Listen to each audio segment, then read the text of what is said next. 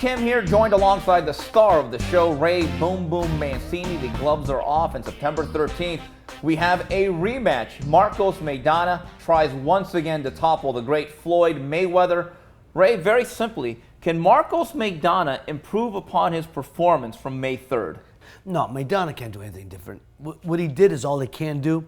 And again, we stipulated last time I said this, and I'm going to say it again. The only way he got a chance of winning is making it ugly. And he did. He made it ugly for the first 7-8 rounds. But Floyd has a chance. He figured him out. By the second half of that fight, the last 3 or 4 rounds, he stayed in the pocket, and Maidana didn't have had nothing for him. I think Floyd this time goes out and makes it easy for himself. He doesn't stay in the pocket. He, like you said, gives him movement, and movement gives Maidana problems. And I think Floyd, keeps him at the end of a jab for a little bit, and then when he sets him up, he'll come in with the fast combinations and keep moving. And I think Maidana gets exposed for this. He's a good, tough guy if you stay in front of him. But when you have a target, when you have a moving target, he has problems. And Floyd will make it easy for himself. I think he beats him easy this time. Ray, here's one of the things that just irks my nerves to no end. When Floyd Mayweather says, "Well, I fought that way the first time because I wanted to give the fans a show," and then all his fans buy into it. I'm sorry, human nature suggests to me that no fighter in the world, no matter how good they are, how tough they are, actually allows themselves to get hit for the edification of the audience. Shouldn't everyone give Maidana a little bit more credit for actually forcing Floyd into that type of posture? Oh, absolutely. The first fight, Maidana did. He dictated the pace of the fight for the first 5-6 rounds. He did. He made it ugly, and Floyd had no clue for that. He had no answer. But again, what makes Floyd special, what makes him a great fighter, is that he figures guys out. He has the capability of figuring people out early on. And by the middle fight he did, in the last 3 or 4 rounds, I think he showed. He stayed in the pocket. He didn't actually beat Maidana in his own game, staying in the pocket.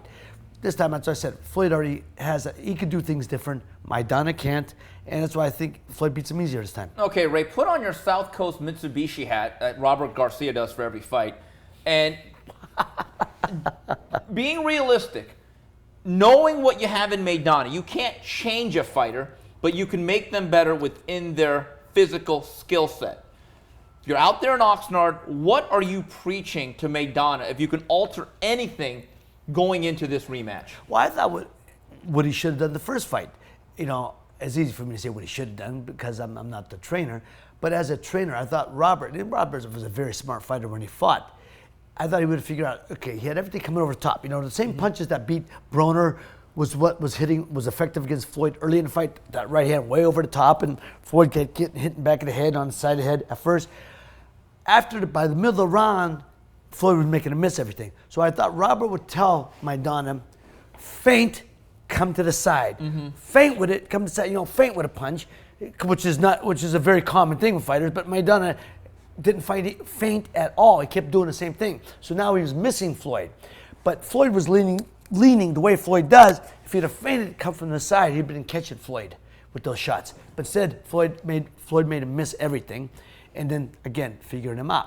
I think Robert has to stipulate with Maidana somewhere in the fight. We're gonna have to change tactics. We're gonna start off making it ugly, but then we're gonna feint with the and come from the side, or come up with it, or do something different. Because he can't do what he did last time and expect to win. Ray, I spoke to one of his sparring partners, Maidana, Stevie Forbes, very slick fighter, grew up with the Mayweather perfect camp. Style, yeah. Perfect sparring partner for Floyd style. Perfect. Now he said what he would do, putting on his trainer's cap. He said if you look at the times Floyd's had problems, he's actually much more comfortable laying in the pocket and counterpunching.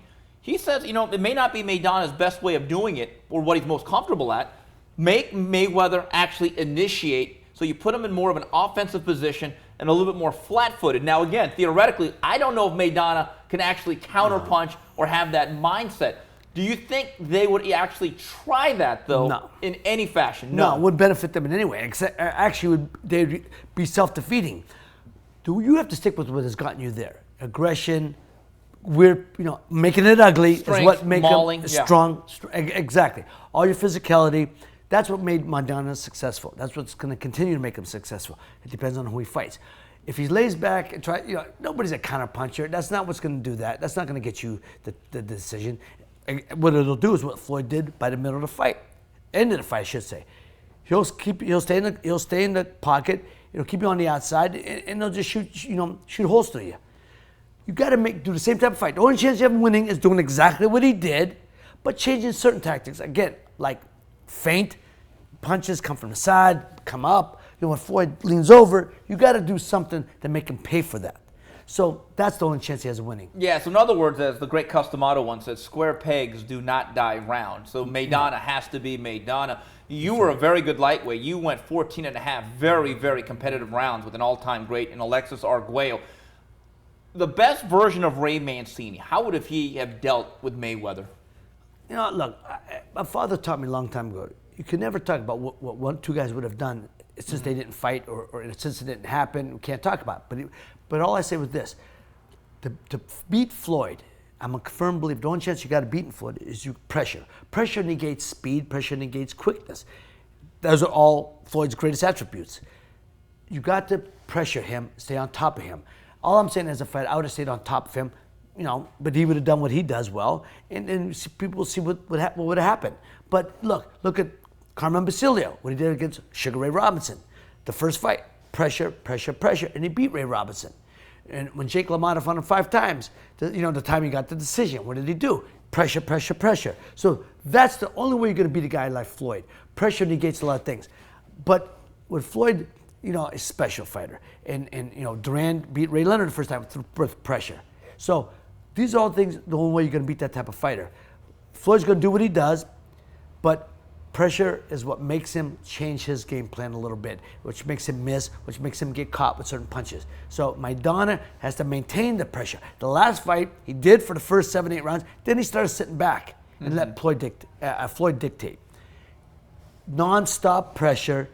Keep making it ugly. This is the only chance he has of winning. That's it for this edition of Gloves Off with Ray Boom Boom Mancini. And folks, if there's a particular story or a question you want to ask us, please tweet us at UCN Live with the hashtag Gloves Off, and we'll do your best to accommodate you. So on behalf of Ray Boom Boom Mancini, this is Steve Kim saying till the next round, goodbye everybody.